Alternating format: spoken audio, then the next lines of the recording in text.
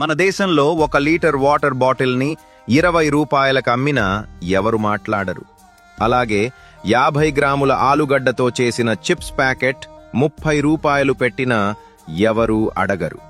1 kilo టమాటాలతో చేసిన sauce bottle 100 రూపాయలు పెట్టినా కూడా ఎవరూ అడగరు.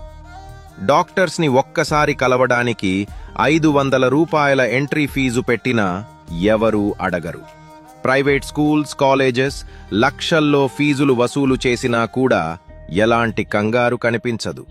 కానీ కూరగాయల రేట్లు కాస్త పెరిగితే మాత్రం వెంటనే అందరూ అరుస్తారు. ఇవి ఎలా కొనాలి, ఎలా బ్రతకాలి అంటూ టీవీలో రోజంతా న్యూస్ వేస్తారు. కానీ ఒక బిజినెస్ మ్యాన్ ఇల్లీగల్గా ఎంత లాభం వేసుకున్నా, ఎన్ని కడుపులు కొట్టినా ఎవరూ పట్టించుకోరు.